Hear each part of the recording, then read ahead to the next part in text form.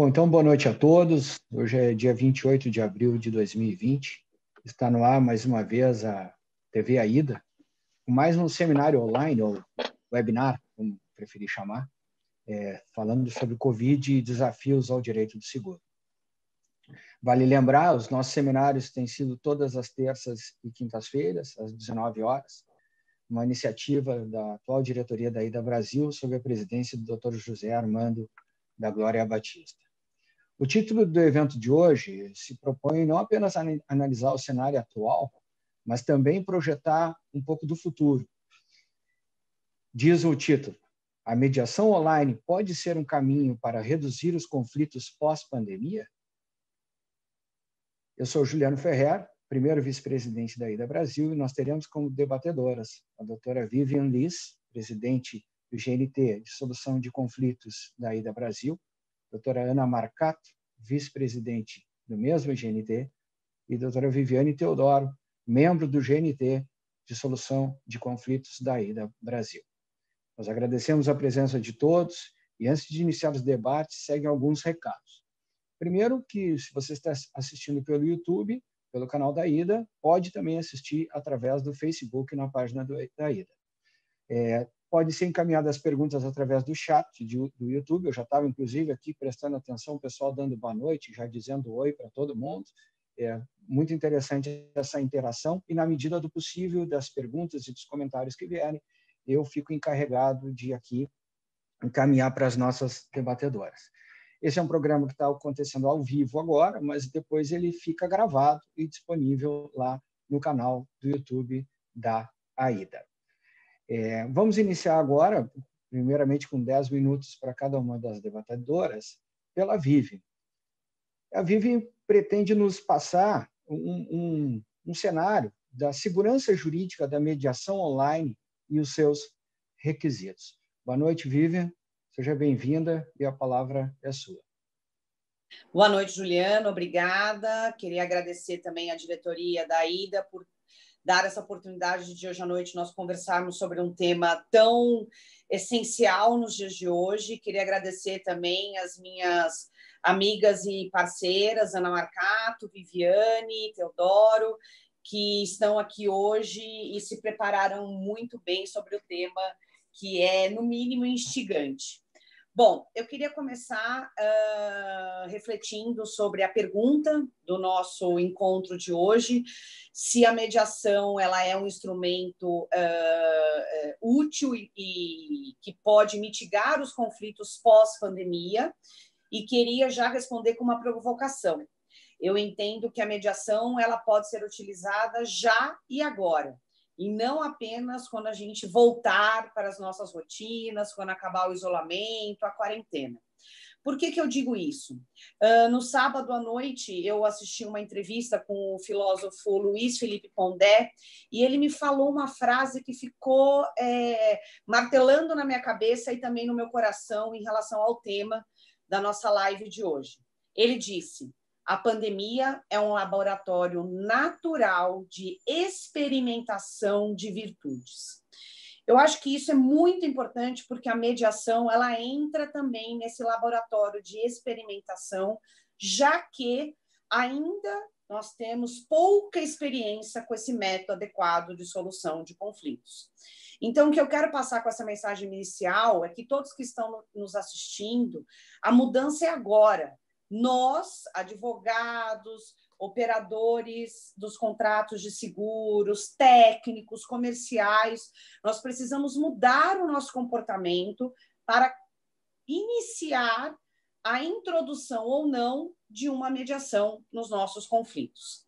E isso é muito importante porque se nós estamos numa pandemia em que há muitas incertezas, há também muitas contingências. E nós sabemos, aqueles que atuam no mercado securitário, que contingência acaba sendo aí dos pilares que nós somos questionados, que nós somos convidados sempre a mensurar.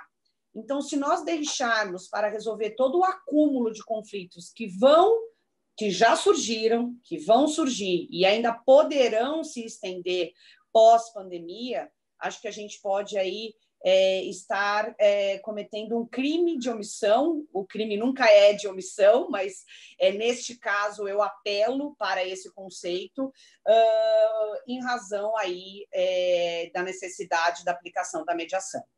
Dentro do período de isolamento, de quarentena, nós não podemos refletir sobre a mediação sem olhar o que diz o artigo 46 da Lei 13.140 de 2015, que é a nossa lei de mediação, que prevê que a mediação poderá ser feita por internet ou outro meio de comunicação. Então, já entrando aí no meu tema que o Juliano apresentou da segurança jurídica, a lei de mediação valida a realização deste método por meio da internet ou outros meios de comunicação que permitam aí o diálogo, seja talvez um telefone, embora que, quando nós falamos de mediação online, nós estamos partindo do pressuposto que nós teremos uma plataforma de interação com segurança jurídica, regras de privacidade e confidencialidade, para que seja possível a instrumentalização da mediação, que eu falarei os requisitos um pouco mais adiante. Na mesma lei, a gente tem que falar também que no artigo 21, o convite para essa mediação extrajudicial, ele poderá também ser feito por qualquer meio de comunicação. Ou seja, se você hoje tem um conflito e quer propor uma mediação, além de você escolher o mediador, escolher a Câmara de Mediação, você pode fazer esse convite, pela internet. Embora os correios estejam funcionando, mas nós não precisamos deste meio físico. E nós temos aí a pergunta de como formalizar tudo isso. Se eu escolhi iniciar uma mediação na segunda-feira, dia 4 de maio, no ambiente totalmente online, o que eu preciso fazer para que eu tenha uma segurança jurídica? E aí nós vamos para os documentos iniciais e necessários para a formalização dessa mediação. Seja o primeiro e-mail, a carta convite, endereçado à outra parte, seja o termo de adesão à mediação, seja o regulamento que aquela mediação vai se submeter. Se eu estiver dentro de uma câmara privada, esse regulamento já existe, fica mais fácil estabelecer as regras, mas se eu for fazer uma mediação ad hoc, eu vou precisar pensar em como que vai ser o procedimento dessa mediação online, lembrando que a mediação online, ela parte do pressuposto que nós estamos no ambiente confidencial. A confidencialidade eu vou deixar para a próxima palestrante entrar no mérito, mas a gente tem que também ter a cautela que mesmo no ambiente digital, com cláusula de confidencialidade, essa mediação online, pode ser que alguém tente gravar por meio de um celular. Não sei aí se a confidencialidade estaria sendo preservada, mas vou deixar a resposta para a segunda palestrante.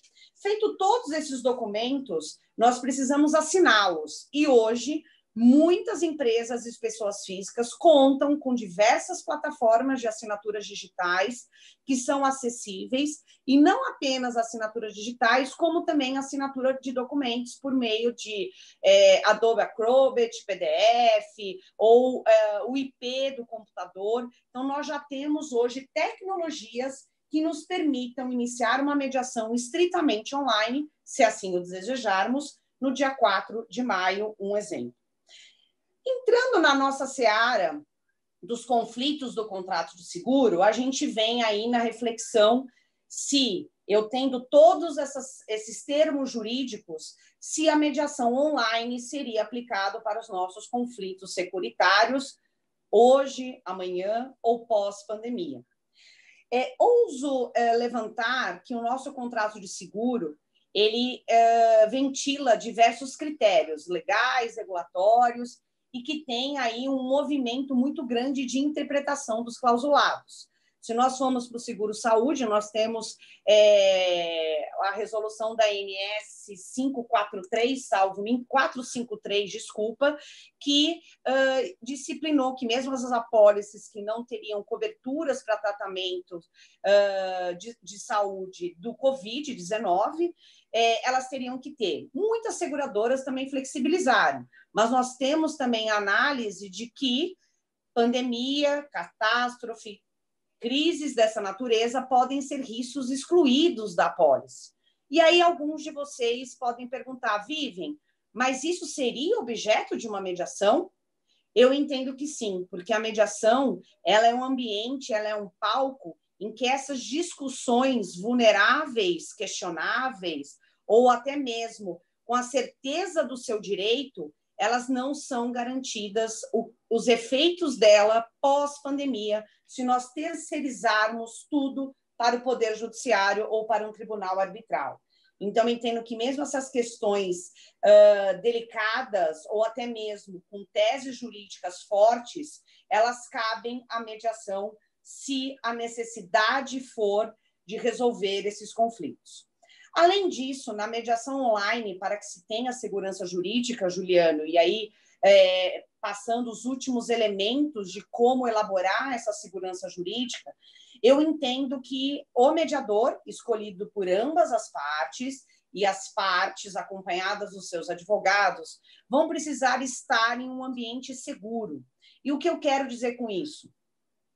A plataforma escolhida, digital, ela vai precisar ter um IP de segurança, algumas têm até a questão da espera no lobby, que a gente chama, então que tem a Secretaria da Câmara de Mediação, que vai ver se a Vivian, que é quem recebeu o convite para entrar naquela sessão de mediação, é exatamente o IP que mandaram o e-mail e vai autorizar a minha entrada. Autorizando a minha entrada, o mediador eleito, ele vai precisar ter, além de toda a capacitação em mediação, toda a sua expertise em gestão de conflitos, ele vai precisar ter algumas características para trabalhar nesse ambiente virtual, para também gerar a segurança jurídica das partes. Então, além da parte tecnológica, que a gente vai precisar saber, se eu precisar fazer uma reunião privada com o Juliano e com a Viviane, como é que eu faço para a Ana Marcato não ouvir essa reunião privada? Então, tudo isso o mediador vai ter que treinar antes essas tecnologias. Mas o mais importante que eu imputo na mediação online é que o mediador ele vai ter que ter um acolhimento online. E o que eu quero dizer com isso? O mediador vai ter que explicar para as partes algumas regras de comunicação na sessão de mediação online, a fim de evitar assincronismo naquela comunicação e, principalmente, da gente falar um em cima do outro, que é comum nas mediações, nas sessões presenciais que nós celebramos. E essa questão do acolhimento online, ele pode ser feito em uma mediação online na fase de pré-mediação, a qual eu reputo fundamental em todo o processo de mediação. O que seria essa fase de pré-mediação? Antes de ser agendada a primeira reunião conjunta, o mediador faria uma reunião privada com a parte e o advogado do lado A para explicar essas regras de comunicação, convivência online, espera, se for necessário, o mediador fazer uma reunião privada, que a parte tem que permanecer na plataforma ou não, se ele sai, se ele entra, vai depender aí da plataforma escolhida ou da Câmara que for endereçada essa mediação, que deve ter essa regra. E esse mediador também vai ter que construir uma confiança e uma autenticidade muito importante. Aplicado esses elementos no nosso mercado securitário, vale lembrar que a mediação não está sendo um tema esquecido no nosso mercado.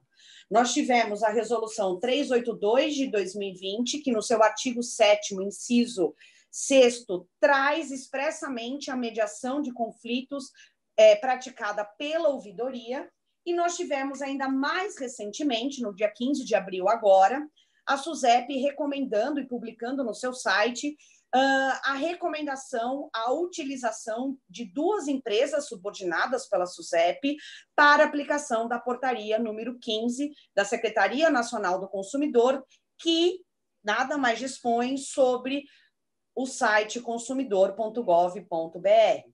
Este site é um site gratuito online, que na minha concepção ainda não é uma mediação, mas é uma fase muito importante de toda a nossa gestão do conflito, que vai permitir com que as partes dialoguem por meio de mensagem, de trocas de e-mails dentro da plataforma, a fim de se chegar a uma negociação nesta referida plataforma e que a SUSEP endereçou como uma recomendação agora no dia 15 de abril. E eu gostaria, Juliano, que acho que já deve ter estourado aí meu tempo, né? Como é que a gente está de tempo? Mas um pouquinho mais, mas está ótimo, está ótimo. Tá. Eu estou adorando. Certamente que os outros mais que estão assistindo estão gostando também. Só para manter o princípio da isonomia e não entrar no tempo das minhas amigas e colegas, eu só queria fechar a minha reflexão trazendo aqui para todos que nos ouvem uma nota conjunta que saiu das comissões de arbitragem, da Advocacia da Mediação e da Conciliação aqui de São Paulo, com orientações para mitigação dos efeitos negativos da pandemia Covid-19, saiu agora dia 23 de abril, então no finalzinho da semana passada, e que nos traz a função do advogado diante de toda essa pandemia, de toda essa crise que a gente está vivenciando. Lembrando que, eu vou pedir autorização só para ler 2 trechos, é dever dos advogados trabalhar para tornar o uso do Poder Judiciário mais sustentável, utilizando-se deste apenas quando necessário, em atenção, inclusive, à ODS 16 da ONU de Paz, e lembrando do artigo 2º, parágrafo único, inciso 6º do nosso Código de Ética, que traz que é dever do advogado estimular a qualquer tempo a conciliação e a mediação entre os litigantes, prevenindo, sempre que possível, a instauração de litígios. Então, eu acho, já concluindo aí com o meu pensamento, que a mediação, sendo ela hoje possível no ambiente online, já que estamos todos aí em isolamento, cumprindo as determinações do governo, da Organização Mundial da Saúde, ela tem sim espaço e muito com segurança jurídica, seguindo esses documentos contratuais prévios, seguindo esses elementos que um mediador online vai ter que ter diante da plataforma eleita, para que os advogados possam recomendar aos seus clientes a mediação, se for um caminho possível para aquele conflito, lembrando que a mediação não serve para ter uma decisão de certo ou errado, não serve para a seguradora assinar o cheque do pagamento do sinistro e dar para o segurado. A mediação é muito além do que esses binômios que eu acabei de citar. A mediação no nosso mercado de seguros, eu acredito que ela tem um tom fundamental de ser primeiramente educativo. O que o segurado vai vivenciar numa mediação, uma seguradora, uma corretora, uma resseguradora, vai servir para que ela não só tente chegar aí a uma solução, mas também para que ela previna outros conflitos, ou para que ela trace um planejamento estratégico diante daquele sinistro, daquele risco que pode representar na sua carteira assegurada. Era isso que eu queria falar, Juliana.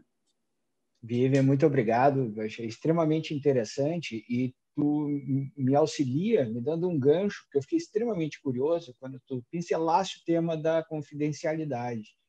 Fiquei imaginando nós aqui fazendo essa live no YouTube e pelo Facebook, mas as pessoas não sabem quem eventualmente está no nosso entorno aqui, né?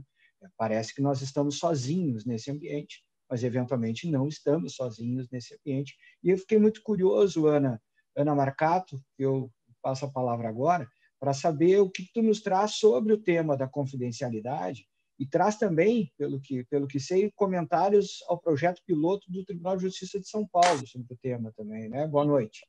Obrigada, Juliano. Boa noite. Agradeço o convite da diretoria da IDA, o convite da minha presidente Vivi, minha amiga.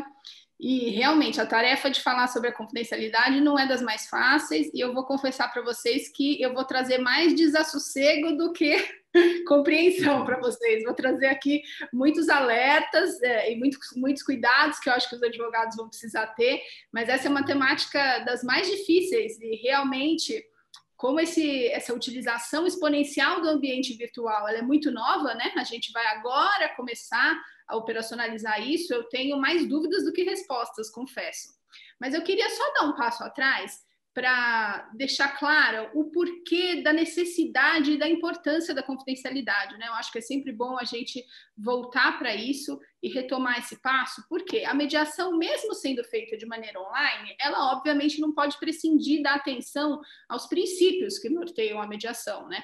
Todos eles, mas em especial aqui nesse tópico que a gente vai falar, a questão da confidencialidade.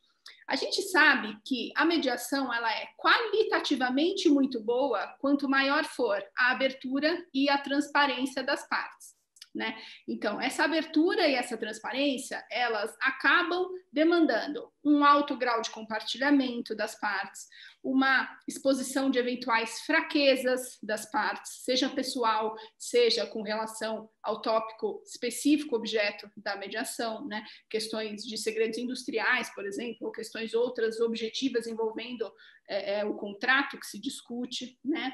Eventual admissão de culpa, revisão de fatos pelas lentes do outro, exposição pessoal até, de caráter pessoal das partes, né?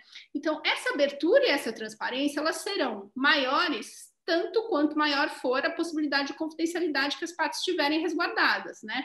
Eu vou me abrir meus segredos pessoais e meus eventuais segredos de empresa e dos meus negócios, única e exclusivamente se eu souber que eu estou garantida por um ambiente que me preserve a confidencialidade, obviamente. E esse parâmetro ele é tão importante que tanto o novo CPC quanto a lei, eles expõem lá nos seus artigos 2º e 14, na lei de mediação também, que é obrigação do mediador alertar as partes, inclusive, sobre a necessidade da confidencialidade de sua observância, né? E essa observância, ela tem critérios objetivos e subjetivos. De maneira subjetiva, ela se espraia para todo aquele que estiver participando dessa sessão de mediação, né? Mediadores, partes, auxiliares, equipes técnicas, terceiros intervenientes, advogados, assessores técnicos, e de forma objetiva, ela se espraia para tudo que for trocado de informação e documentação durante essa sessão, inclusive nas sessões privadas, nos chamados cálculos, eventuais documentos trocados, informações, etc. Então, passando por essa introdução para demonstrar como é necessário efetivamente a gente observar a confidencialidade, eu queria trazer um ponto que é o seguinte: numa sessão presencial, tá? Deixando de lado um minutinho a questão da sessão online, seria possível, por exemplo, as partes gravarem essa sessão, né? Eu entendo que sim, eu entendo que se houver consentimento de ambas, porque veja, as informações e tudo que eu estou trocando ali não são só de uma nem só de outra, são das duas, né? Se houver consentimento de ambas, eu entendo que eu posso sim gravar essa sessão. E qual é a finalidade de gravar uma sessão dessa? Vocês vejam, a quantidade de informações que se troca numa sessão dessas pode ser muito grande, né? O nervosismo da parte, o grau de comprometimento dela e o grau de ansiedade, às vezes, que a parte está numa sessão dessas é muito grande. A gente sabe que nem sempre, passada a sessão e encerrada, a gente consegue se recordar perfeitamente de tudo aquilo que a gente disse, debateu e discutiu numa sessão. Às vezes pode ter muitas horas de sessão e muita coisa debatida. Então, a finalidade dessa gravação seria qual? Justamente a parte e seu advogado levarem para casa, estudarem o que foi dito, vamos imaginar que não se encerre numa primeira sessão, como de fato na maioria dos casos complexos não se encerra. Eu vou ter que fazer uma lição de casa para minha segunda sessão, um brainstorm, quais são as outras ideias que eu gostaria de trazer para essa sessão, o que eu posso ou não falar, e a gravação da sessão me auxilia nisso tudo. Mas a minha premissa é, como as informações trocadas ali pertencem a ambas as partes, as duas precisam autorizar essa gravação, por óbvio, tá? Há entendimento contrário, eu trago aqui até para vocês uma decisão do Judiciário do Rio Grande do Sul, que o Conjur noticiou no fim de 2018, em que uma das partes gravou e depois a outra reclamou. Por quê? Porque ela não tinha sido consultada, uma das partes gravou sem consultar a outra, e o Tribunal de Justiça mandou você se desfazer da fita, né? Eliminar a fita e na verdade, estragar a fita para que ela não pudesse ser ouvida, sob pena de multa, inclusive. Então, essa é uma questão. Uma outra questão paralela, muito rapidamente, seria: pode o advogado gravar essa sessão? Aí eu já entendo que não. a não ser que ambas as partes concordem de novo. E o TED aqui de São Paulo já foi, o Tribunal de Ética da OAB já foi instado a se manifestar sobre isso, tem um procedimento 4987 de 2018, onde ele diz, olha, não cabe ao advogado transformar essa sessão de mediação numa busca de provas, numa investigação de fatos, né, numa disposição diversa do que as partes gostariam que isso fosse. Então, o advogado, esponte própria, sem autorização das partes, jamais vai poder gravar a sessão, a não ser que grave a pedido de uma das partes e com o consentimento da outra. Tá? Expostas essas premissas, agora eu passo para a parte do desassossego. Né? A gente volta para o cenário da mediação online e aí aqui a gente vai ter o seguinte cenário, né? Supondo que a gente tenha efetivamente acontecendo nessa plataforma online uma mediação com a participação de um terceiro interveniente para auxiliar a conversa das partes, como a professora Vivian falou, e não só uma negociação pura, ou seja, as partes debatendo entre elas próprias só com seus advogados, porque para essa finalidade sequer seria necessária a utilização de uma plataforma, eles podem fazer isso por telefone de forma tranquila, mas vamos imaginar uma efetiva mediação com a participação de um terceiro interveniente imparcial, que é o mediador, facilitando essa conversa. Como é que fica essa questão da confidencialidade? A gente tem muitas dúvidas aqui, né? A professora Vivian já levantou uma delas, que é como é que eu posso garantir que ao lado do mediador não tem uma terceira pessoa gravando a sessão? Ou não gravando, ouvindo a sessão. Como é que eu posso garantir que ao lado de uma das partes não tem outra parte ouvindo e acessando todas as informações? E eu vou mais além, como é que eu posso garantir que se eu estiver entabulando um negócio, como a parte vai estar sozinha na casa dela, né? A gente imaginando um ambiente de Covid, a gente teria que imaginar que a gente vai ter várias casas e vários computadores ligados no momento dessa sessão. Seria um do mediador, um de uma parte, se tiver assistido por advogado, que é o recomendado, vai ter o computador do outro advogado, o computador da outra parte e o computador do outro advogado. Então, no mínimo, a gente vai ter 5 computadores ligados para uma sessão simples de mediação online, né, pela plataforma. Como garantir, por exemplo, que o acordo eventualmente fechado numa sessão dessa está sendo feito de bom grado por uma das partes, que não tem alguém pressionando essa parte e coagindo essa parte, esteja ali do lado dela, por exemplo. A gente não tem como saber, essa é a verdade. A gente tem questões de segurança da plataforma, de IP, etc., que a professora Vivian falou, que estão à parte, que são mais objetivamente acessíveis e a gente consegue saber ou não, mas a existência de uma terceira pessoa interveniente ali do lado da parte ou da outra, ou do mediador, a gente efetivamente não tem como controlar. Esse é um problema bastante grande que me preocupa muito na existência dessas mediações online, né? E aí a gente surge uma outra questão, que é, posso eu gravar essa sessão diante dessa minha dúvida? Aqui eu já acho que há um óbice maior em gravar. Por quê? Porque ainda que eu tenha o consentimento de ambas as partes, eu jamais vou saber se só são as partes que estão ouvindo aquela gravação ou se eu tenho um terceiro ao lado que está não só ouvindo a sessão, como eventualmente ele próprio gravando a sessão. E como eu não sei da existência dele ali, eu não tenho como garantir que o consentimento de todos está presente para essa gravação, né? Então, essa é uma das minhas preocupações e um dos alertas que eu dou a advogados e partes que eventualmente venham a participar de mediações online. A outra questão é, algumas das plataformas, elas próprias preveem um mecanismo de gravação, para você poder depois avaliar a regularidade da sessão com um eventual acordo feito, né? Se uma coisa bate com a outra. A plataforma do TJ de São Paulo, se eu não me engano, num provimento antigo, desde 2015, que já previa isso, tem no seu artigo 7º, acho, uma questão de gravação. Essa é uma outra preocupação que a gente tem que ter. Outra preocupação, só vou trazer preocupações hoje aqui, gente. Segurança cibernética das plataformas, né? Então, vejam, se a gente estiver falando de uma plataforma de uma câmara privada, que a professora Viviane depois vai tratar na parte dela, então eu não vou me estender sobre isso, ou de uma plataforma do Tribunal de Justiça, né? A gente sabe que em câmaras privadas e Tribunal de Justiça, esses são pontos que foram endereçados pelas instituições. São pontos que as instituições tomaram cuidado e buscaram se valer de plataformas seguras, com as garantias do IP e da segurança cibernética que a gente pode ter. Mas vamos imaginar uma mediação online feita fora de uma instituição, não institucional, tá? Em que as partes, elas próprias, por exemplo, com o auxílio de seus advogados, resolvam se valer de alguma plataforma. As partes vão ter que tomar muito cuidado com isso também, partes e advogados. Porque eu estando fora de uma instituição, eu tenho o problema extra de como é que eu vou garantir a segurança cibernética dessa minha sessão de mediação, né? E aí um outro ponto que eu queria trazer aqui, uma outra preocupação, esse assunto tem dominado minha cabeça ultimamente, eu estou cheia de preocupações. Na verdade, a vulnerabilidade cibernética, vamos dizer assim, das pessoas, né? Porque a gente está imaginando aqui um mundo em que as pessoas todas têm um computador, têm acesso à internet, e os advogados também. A realidade brasileira é muito diferente dessa. A gente tem inúmeros advogados que não possuem computador em casa e nem acesso à internet.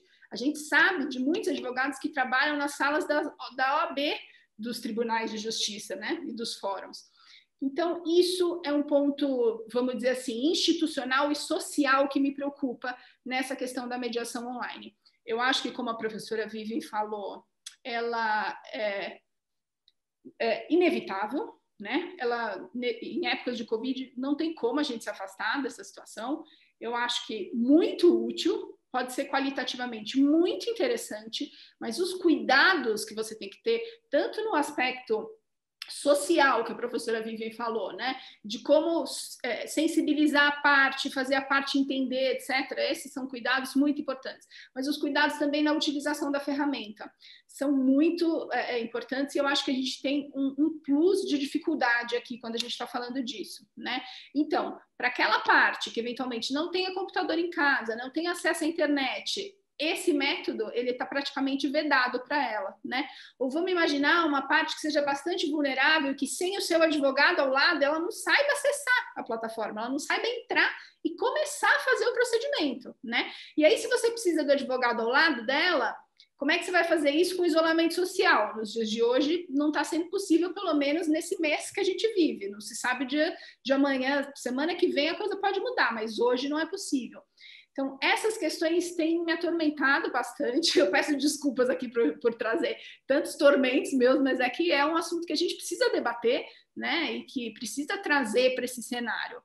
Então, eu confesso que são dúvidas que eu não sei responder. Eu acho que a gente precisa trazer para alertar justamente advogados e partes que estejam aqui ouvindo nossa fala, nosso seminário, para a importância disso, né? A importância de uma boa escolha de plataforma, a importância de você alertar o seu cliente sobre a possibilidade de eventual terceiro estar ouvindo, sobre a importância dele não permitir que ninguém participe dessa sessão junto com ele, que não seja um advogado ou alguém que esteja participando efetivamente e ativamente do procedimento, né? E, por fim, aquela questão do provimento do Tribunal de Justiça, que ela tangencia também essas minhas preocupações. É um provimento CG 11 de 2020, agora do dia 17 de abril, novíssimo, que prevê justamente um projeto piloto de conciliação e mediação pré-processual voltado exclusivamente para disputas empresariais decorrentes dos efeitos do Covid. Então, trazendo essa questão para o nosso mote do direito securitário, tá? A gente consegue imaginar inúmeras situações em que a gente tenha conflito de natureza empresarial com consequências relacionadas à pandemia no setor de seguros, né? Posso citar aqui pelo menos 3 para vocês. Questões do seguro-saúde. Podemos ter várias, a gente teve aí seminários específicos sobre isso do grupo da professora Milena, né? Então, desde casos de eventuais atendimentos e cirurgias não cobertos por conta da pandemia, esse é um ponto, desde pessoas seguradas que não estão tendo condições de pagar o prêmio mensal porque perderam seu emprego, estão com seu salário diminuído, estão com dificuldades financeiras decorrentes do Covid, né? E, portanto, você tem aí um potencial conflito empresarial que serviria para esse projeto piloto. Uma outra questão relacionada ao seguro de vida, também muito falado e muito discutido, né?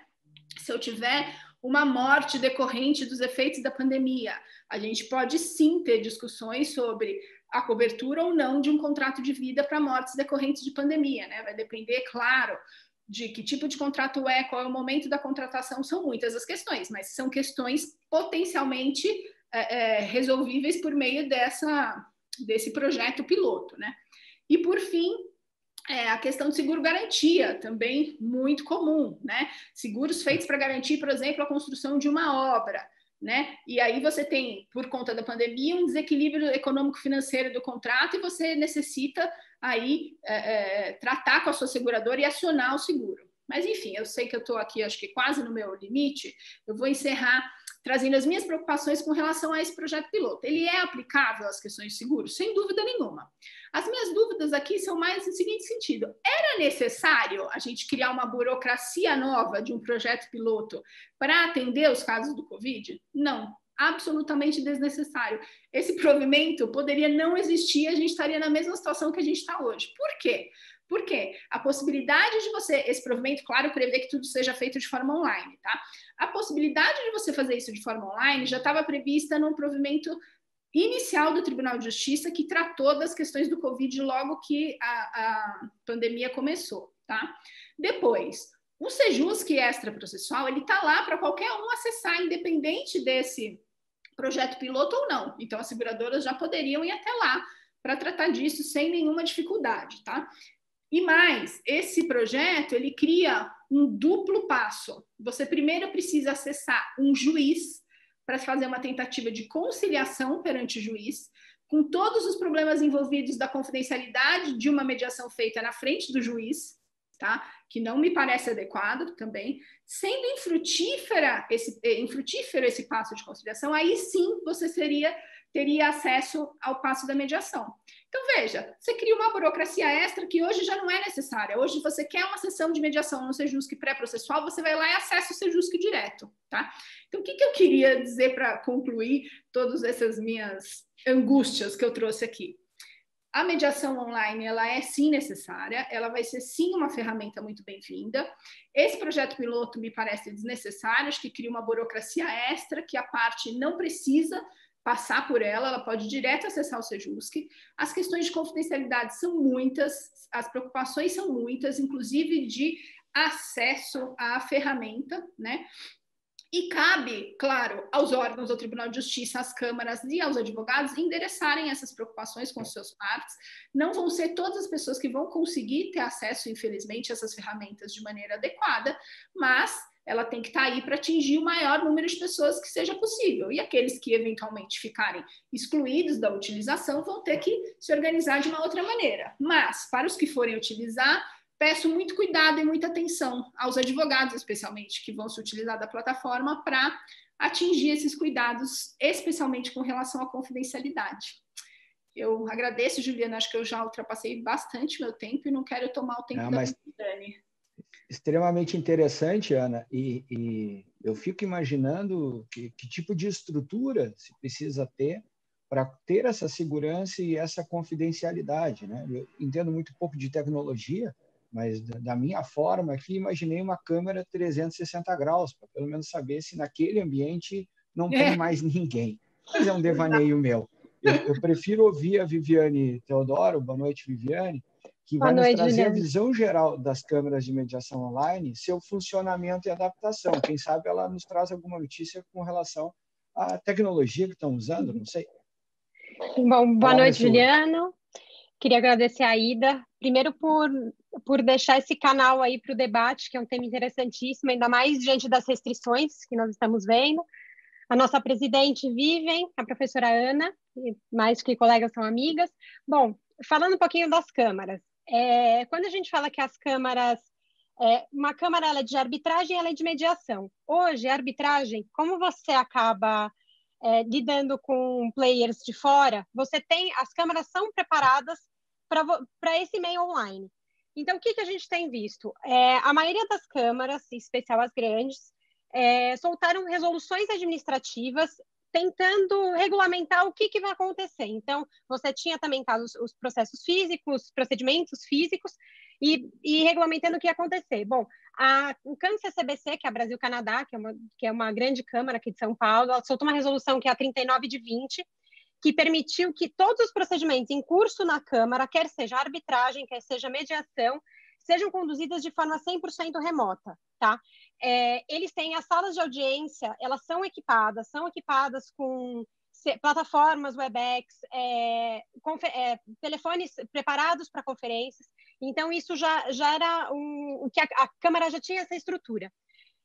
Bom, com relação a essa mesma Câmara, ela soltou uma resolução, que nessa mesma resolução 83.1, ele fala, inclusive, que os protocolos de requerimento de arbitragem e outros meios de solução de conflitos, ou seja, dispute boards e mediação também, poderão ser realizados por e-mail e a Câmara vai te enviar um link para o upload de todos os documentos. Então, nesse upload, ela vai se certificar que eles são criptografados, então vão se certificar também dessa segurança da informação, como bem a Ana falou.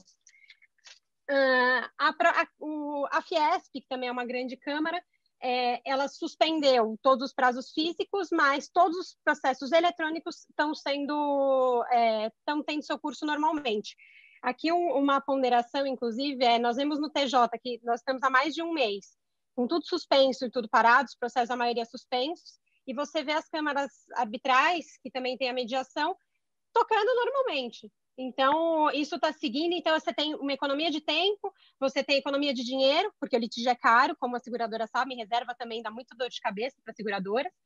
E a Camarb, também, na resolução, que é uma outra Câmara grande, na resolução dela 9 de 2020, também falou que os procedimentos já requeridos, nos quais não houver tribunal arbitral, mediador ou possível dispute board, serão conduzidos eletronicamente pelo secretário responsável, que possível, e se não for possível, ele suspenderá as atividades. Então, a partir do momento que eu tenho um mediador já cadastrado para aquele processo, caberá a ele decidir se ele vai querer essa continuidade online, se for um processo, uma mediação física, ou se ele vai querer suspender. Isso também para os tribunais arbitrais. E também cabe aqui falar da CAMES, que é uma câmara menor, mas que ela é 100% online. Então, ela tem um sistema que chama Sistema Pacto, todos os processos são eletrônicos. Com relação à primeira audiência, a audiência prévia de mediação, ela pode ser 100% online, e apenas só o que se está se adaptando a algumas formalidades é no momento da assinatura do termo. E que isso, como a doutora Vivian comentou, você já tem assinatura digital, assinaturas criptografadas e métodos que você possa garantir uma certa segurança com relação a isso. Inclusive, a gente fala muito de segurança com relação às assinaturas, tem muitas seguradoras que já estão... as apólices já são contratadas de forma 100% online, então até a proposta ela é assinada online.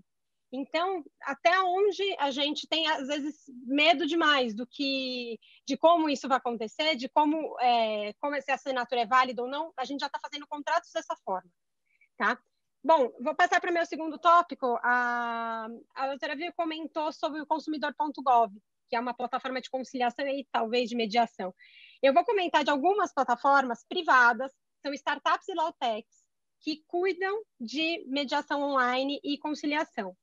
É bem interessante porque eu vejo as seguradoras no momento onde você quer olhar para o seu acervo e falar, putz, o que eu posso liquidar por acordo? O que eu posso fazer com isso? Será que eu posso ter eu posso mudar ali minha reserva? O que eu posso mexer nesse momento?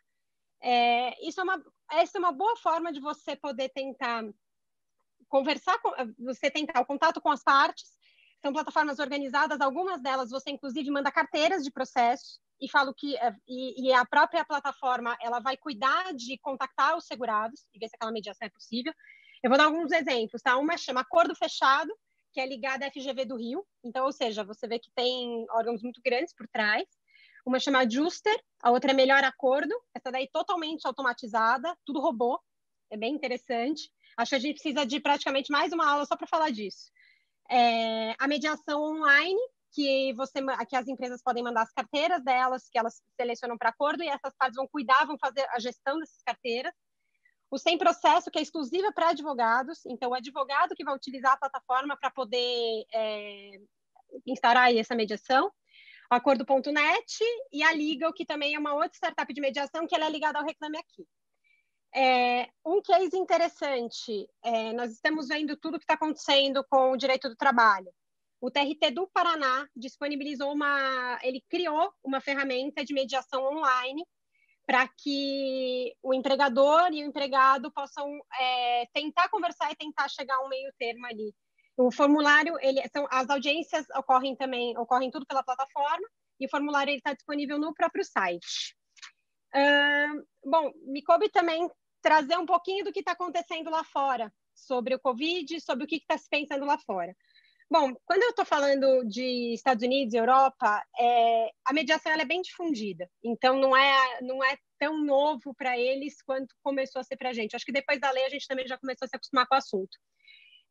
Nos Estados Unidos, o que a gente fala de Online Dispute Resolution, ou seja, são os meios de solução de conflitos online, dentre eles mediação e conciliação. Eu tenho mais de 50 cortes americanas funcionando com mecanismos de solução de conflitos online, e isso deixou que as câmaras ficassem muito mais dinâmicas. Então, elas acabam... Isso antes do Covid. Então, isso acaba que é uma ferramenta que ela não veio à tona só nesse momento, mas não, ela já estava sendo utilizada, então ela acabou deixando os impactos dessa crise um pouco menores para algumas cortes. Bom, o que se fala? Por que eu devo tentar em especial nesse momento, por que eu devo tentar uma mediação? Um caso que foi a Bar Association do Texas trouxe, que foi uma das os primeiros casos envolvendo cobertura de seguro, agora com a Covid. Bom, para a gente, acho que em muitos webinários nós já comentamos que se espera um aumento de sinistralidade alto diante dessa pandemia. Pedidos de cobertura, estabelecimento empresarial fechado, lucros cessantes, prejuízo. Quando a gente pensa em prejuízo, normalmente, quando você está trabalhando, você pensa em prova de prejuízo. Então, eu preciso que o meu segurado demonstre que, por um incêndio, queimou tudo, eu tenho a prova ali daquele prejuízo. Alagou, acabou com o meu estoque, eu tenho prova daquele prejuízo. Mas olha que interessante, esse caso é o Cajun Conte contra o Certain Underwrites do Lloyds. Ele aconteceu lá em Nova Orleans e foi agora do fim de março. Então, a Cajun Conte é uma empresa de restaurantes, e ela alegou e falou assim, olha, o Covid, ele sobrevive durante 28 dias nas minhas superfícies. Diante disso, eu não consigo abrir o meu estabelecimento, então, diante disso, eu quero a cobertura de seguros. Eu tinha uma cobertura para lucros cessantes, estabelecimento comercial. A seguradora falou assim, olha, só o fato de você ter o Covid estar rondando no seu estabelecimento não quer dizer que você está combinado, não quer dizer que você tem prejuízo. Tá? E aí a Cajun Conte discutiu, olha, eu tenho gases, eu tenho partículas aqui, que por si só já são prova de que isso aqui já vai trazer problemas para o meu estabelecimento, em especial restaurantes, que aí é comida, né? Contaminaria a comida. Nisso começou a se discutir muito como você prova e como você... o que eu vou precisar nesses processos para conseguir discutir, de fato, o prejuízo trazido pela Covid. E nesse ponto também, um outro engraçado, em 2003, na época do SARS, a IG Europa e o Mandarim Oriental foi pago 16 milhões em razão de prejuízos decorrentes da epidemia. Então, nós vamos começar a falar de números aqui muito altos. Com relação à mediação, para mim, acho que é claro que eu vou começar a envolver perícia, em casos de estabelecimentos, perícias complicadas. Eu vou precisar de técnicos, infectologistas, o que torna o processo caro. Então, ainda mais em tempos de isolamento social, eu acho que é mais do que importante que as partes tentem buscar uma mediação, pelo menos, como já foi falado, a mediação, ela não busca necessariamente o acordo. A mediação busca diminuir o espaço entre as partes. Então, no mínimo, eu vou ter um litígio, se eu tiver, mais objetivo, com pontos, mais rápido. Então, eu acho que não tem, nesse ponto, se a gente conseguir aqui analisar alguns casos que estão acontecendo fora, eu não tenho dúvidas de que, em casos de isolamento, eu não estendo ainda mais esse tempo de litígio, não estresso mais ainda essa situação. Então, eu creio que possa ser uma bela alternativa. Eu tentei trazer, em vez de alguns problemas, aqui eu tentei trazer algumas soluções, tá? Ou potenciais soluções. Então, eu vejo que nesses tempos de distanciamento, eu consigo tentar um acordo mais rápido, diminuir, às vezes, prejuízos, tentar atitudes mais rápidas, e, no mínimo, eu tentar aproximar as partes para, no eventual litígio, a gente, pelo menos, tratar de pelo menos, menos de pontos mais cruciais. É isso. Obrigado. Viviane, muito obrigado. Muito obrigado mesmo, tá excelente. Pena que está passando rápido, eu fico olhando já o relógio. Eu fiquei olhando aqui o meu relógio, já fiquei até desesperado. Eu falei assim, vixe. Eu fico olhando o relógio, a gente já está com 50 minutos de live, mas eu já vou aproveitar e vou fazer uma pergunta para ti, Viviane, e depois eu passo de novo perguntas também para a Viviane que eu tenho e para a Ana, mas dentro do que tu vinhas falando agora. Te pergunto, tu nota já, percebe já um aumento de volume de utilização da mediação a partir, inclusive, do isolamento, a partir do momento que o judiciário se fechou e não tem audiências e não tem um trâmite normal, né? Tu já nota um aumento da busca da mediação, inclusive pelos conflitos que vieram a partir do Covid-19 também, não? Eu acho que o que eu noto, pelo menos por enquanto, é que as partes estão buscando mais ferramentas. Então, nossos clientes, até amigos, empresários, olha, mas o que faz? Como é que eu faço isso? Mas que vantagens pode trazer para o meu negócio? Será que eu vou perder tempo? E ainda mais em tempos de distanciamento, que você não consegue, para a procuração fica complicado, para a pessoa conversar com o advogado fica complicado. Então, por que não tentar? Já que eu estou aqui, por que não tentar? Por que não conversar? Por que não conversar? Exatamente, por que não abrir o diálogo? Então, e também das pessoas buscarem essa diferenciação do que é conciliação, do que é mediação. Eu, pelo menos, quando eu estava pesquisando, eu vi muito artigo acadêmico sobre isso, as pessoas escrevendo muito sobre isso. Então, e no mundo inteiro. Então, isso, para mim, mostra a importância que o tema tem. Fantástico. E quando tu falas da diferença entre mediação e conciliação, eu fico pensando, Vivian, e encaminho essa pergunta para ti, de como é que fica a questão técnica da mediação quando ela é realizada online. Isso, eu te confesso, esse tema me fascina, quer dizer, porque as pessoas têm que entender que o mediador ele usa técnicas para fazer com que as partes se encontrem nos seus objetivos, né? Explica para a gente como é que funciona isso na mediação online. Eu acho que tem alguns pontos. É a Vivian, Viviane, é a Vivian. Tudo bem, quase me dá uma gêmea. Viviane vive. Fala você, Vivian. Pode falar. Você começou tão empolgada, pode falar, eu falo também o que eu acho. Pode falar. Depois pode complementar, Viviane, por favor. Mas, Vivian, eu queria te ouvir sobre isso. Obrigado. Eu acho que, assim, primeiro, independente se é mediação presencial ou mediação online, o mediador precisa ter essas técnicas. Senão, não é mediação, é meditação, é qualquer outra coisa, mas mediação não é. Então, acho que isso fica até aqui um ponto de alerta da escolha do mediador, né? Quem eu vou escolher, ele realmente é capacitado? E se eu tiver a coragem ou a necessidade de ir para uma mediação online, o que eu devo analisar no perfil, no currículo do mediador, que eu, advogada, junto com outro advogado, precisamos chegar de comum acordo em um nome ou em 2 nomes, se for aí uma comediação. Eu entendo que este mediador ele vai precisar ter muita técnica de habilidade de comunicação, e aí a comunicação não só a falada, né, que a teoria da comunicação é um dos pilares da mediação, mas o que eu falo aqui é a comunicação até por chat, né? Dependendo da plataforma, eu, mediadora, posso estar falando, você, Juliano, escrevendo no chat, endereçando uma pergunta para o outro lado e não para a mediadora, que sou eu. Então, quais são? O mediador vai ter 6 olhos? Não, isso é impossível, até gostaria. Mas essa habilidade de comunicação é essencial. Outra habilidade de comunicação é a não verbal.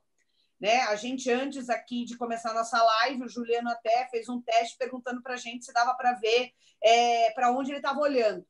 E por incrível que pareça, Juliano, na mediação online, as partes monitoram o olhar do mediador. Né? Então, como a gente não tem a empatia presencial, a empatia online, ela vai para a Vivian olhou para o lado, a Vivian está digitando. Não, isso é inadmissível em uma mediação e que eu tenho aí. Outro desafio na mediação online, que o mediador tem que ter essa habilidade, vou pedir desculpas pela palavra, mas não achei o vocábulo correto, é o internetês, né? Então, eu vejo isso muito na pessoas aí mais jovens, né, que colocam gírias, às vezes no chat, KD, coloca KD, não K, C, A, D, E, e o acento. Então, tudo isso, o mediador ele vai ter que estar conectado. E trazendo para o nosso mundo de seguros, toda essa comunicação tem um peso muito importante. Como a Viviane disse, eu posso ter uma mediação online a necessidade de fazer uma perícia. Mas, Viviane, não está todo mundo isolado? Está todo mundo isolado. Mas se for para analisar uma questão infectológica, como a Viviane disse, vai ter que ir lá no segurado, né, na indústria, no pátio, no estoque dele, o profissional, e analisar isso para encaminhar aí para a seguradora, para quem for analisar. Uma outra habilidade muito importante desse mediador online são as normas de conduta e ética que ele vai conduzir a sua mediação. A gente aqui no Brasil, a gente tem o CONIMA, que tem um código de ética que eu posso dizer que se aplica de uma forma geral, independente dos regulamentos internos das câmaras, mas, na minha visão, ele vai se aplicar para o mediador ad hoc, também para qualquer outra mediação extrajudicial. Lembrando que tudo que eu estou falando aqui é do âmbito extrajudicial, não entrando aí na portaria que a Ana Marcato já apresentou, que é um projeto piloto muito louvável, mas que eu concordo com a Ana, que ele traz aí um degrau desnecessário e talvez até que possa confundir quem nunca entrou na seara da mediação. Então, o mediador online, ele vai precisar encorajar as partes a um outro tipo de comportamento. O que eu quero dizer com isso? Na mediação online não tem, né, aquelas frases famosas da mediação presencial. Olha, Juliano, enquanto a Ana Marcato está falando, você anota no papel o que ela está dizendo, para quando eu te der a palavra. A mediação online, ela acontece tudo em tempo real, é realmente online. Então, essas habilidades, o mediador ele vai ter que se preparar e treinar mesmo, não é um teatro, mas é um treino, é como se fosse fazer exercício na academia. E aí, até aproveitando o gancho, Juliano, queria comentar com você que algumas mediações presenciais, elas foram solicitadas a sua conversão em online. E aí, como é que fica a autorização da segurança jurídica, que foi o seu primeiro endereçamento a mim, nessa questão? Se eu estou dentro de uma câmara privada, o regulamento deve prever, se não prever... Exatamente, a Viviane até trouxe, as grandes câmaras têm portarias administrativas publicadas recentemente, mas a minha maior preocupação é na mediação ad hoc. Então, se eu e você estamos numa mediação extrajudicial, em que nós escolhemos um mediador e que estava sendo presencial, como que eu faço essa conversão para online? E aí eu acho que a Ana já deu a cereja do bolo, que tem que ter o consentimento de todas as partes dessa convenção, essa transição, desculpa, né? A mediação ela é calcada pelo protagonismo das partes e principalmente pela autonomia da vontade. Então, se ambos advogados e as partes que eles representam entenderem que não dá para esperar o fim do isolamento, eu posso, como advogada, endereçar o mediador junto com o outro advogado que nós queremos a conversão dessa mediação presencial para online, e aí o que vai precisar ter, se eu não estiver dentro de uma câmara privada ou de um regulamento específico, são essas normas de conduta e regras de como vai se dar essa conversão e a segurança, a confidencialidade que já foi trabalhada aqui na nossa live. Pessoal, nós temos pouquíssimos minutos. Viviane, quero te pedir desculpa de novo, eu acho que pronunciei mal o nome da Vivian e acabei te deixando mal. Eu tenho uma pergunta do Maurício Tresca, que está assistindo, espero que eu tenha pronunciado corretamente, e eu queria encaminhar para a Ana Marcato. Pessoal, Ana, eu te peço para tentar ser concisa, para a gente cumprir o que a gente se compromete com as pessoas de ser até 1 hora de live. Ele sugere a utilização de cartórios, onde o notário emitiria termo de certificado dizendo quem está nas salas, quem está acompanhando aquela mediação. Tu acha que isso é viável? Tu acha que isso é um bom caminho para solucionar essa questão da confidencialidade? Então, Juliana, a certificação em cartório de questões que acontecem online, ela sempre foi muito utilizada, né? Mas, na verdade, para certificar o status quo do que está acontecendo online, né? Por exemplo, uma notícia danosa a alguém que está lá, você faz uma certificação em cartório de que estava publicada, estava naquela página, naquele dia, naquela hora, para você servir de meio de prova, né? Como meio de prova é muito útil. Tem duas preocupações com relação a isso no momento de Covid. Uma, os cartórios não estão funcionando de maneira regular. Você vai ter uma dificuldade de acesso ao cartório para fazer isso, porque eles estão funcionando em sistema de fracionamento, nem todo dia todo mundo vai, tem alguns que simplesmente estão fechados e trabalhando de maneira remota. Esse é o ponto 1. O ponto 2, e mais importante, me parece, é como é que eu vou certificar a presença de alguma pessoa que ela não está logada? Oculta, porque as que estão logadas é fácil. Então, por exemplo, se eu precisasse certificar aqui hoje quem participou dessa reunião de Zoom logada para falar, eu tenho aqui Vivi, eu, Viviane, Aida Brasil, Vitor, você, Oficina do Texto. Eu consigo fazer um print, vamos dizer, disso para eu certificar no cartório de quem estava logado, quem era o IP, qual é a hora. Mas se meu marido está aqui do lado assistindo comigo, isso... e acabando com a confidencialidade do procedimento, como é que eu vou provar por meio dessa certificação do cartório que tem um terceiro aqui? Então, a dificuldade da afronta à confidencialidade vem não naqueles que estão logados na plataforma. Isso é tranquilo, a gente consegue fazer isso sendo um procedimento na plataforma do TJ, sendo na Câmara, sendo numa plataforma escolhida pelas partes. O problema é a figura oculta, como disse a Vivi, aquela que não está logada na plataforma e eu não tenho como garantir que ela está participando ou não, né? Essa é uma dificuldade que eu te confesso que é um pouco sem resposta de como resolver, né? Qual é o conselho, se eu posso dizer assim, que a gente consegue dar para as partes e para os advogados? Você tem que contar com o bom senso e com a boa-fé de todo mundo, né? Então, se eu sou parte, eu sei que o procedimento é confidencial e eu me comprometi com essa confidencialidade, você tem que contar com a boa-fé de que a pessoa não vai estar carregando uma outra ao lado assistindo, né? Assim com a parte contrária, a mesma forma com o mediador e a mesma forma com os advogados, né? O mediador e os advogados, vejam, são auxiliares da justiça, eles estão trabalhando ali para que a justiça funcione. Eu não posso basilar por baixo pela má-fé. Eu tenho que imaginar que eles vão estar todos trabalhando de maneira correta e com boa-fé, mas eu nunca posso garantir, né? Então, respondendo a pergunta do colega, não vai servir de meio de prova em 100% dos casos, porque eu consigo provar quem está na ferramenta, mas não consigo provar quem está ao lado. Entendi. Essa questão da boa-fé surgiu também no chat como sugestão para vencer esse problema. Nós teríamos considerações finais de vocês, mas vocês me perdoem, a gente estourou totalmente o tempo, de tão bom que estava o debate. Agradeço imensamente a vocês, foi muito prazeroso. E eu perguntei antes para a Vivian se eu aparecia quando eu olhava para baixo, porque eu ficava um pouco constrangido de não ficar olhando para as pessoas e ficar justamente olhando para o chat, olhar para o andamento do nosso evento. São as tecnologias, né, Vivi? A gente tem que aprender a usar, se adaptar a elas e, quem sabe, surgir elementos éticos do uso delas, né, e da apresentação da gente através delas. Agradeço demais, Vivian, agradeço demais, Viviane, agradeço demais, Ana. Vocês foram espetaculares e certamente deixaram um gostinho de quero mais a todos.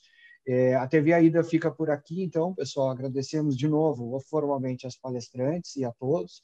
Na próxima quinta-feira, não percam, dia 30/4, às 19 horas, a gente vai ter Covid, os desafios na execução dos contratos. Esse eu não vou perder de jeito nenhum como assistente, vou estar menos tenso na apresentação, vou poder certamente aproveitar muito mais o conteúdo. Participe, se você não é da AIDA, venha se associar à AIDA, participe dos grupos de trabalho, venha aprofundar o estudo do contrato de seguros e todos os elementos que se relacionam e dialogam com ele. É muito prazeroso, a gente aprende muito. E não esqueçam que, pese o adiamento por força desta pandemia, o nosso congresso ainda vai acontecer dentro de 2020, no dia 10 dos dias 10 e 11 de setembro, em Gramado, aqui na minha terra, no Rio Grande do Sul.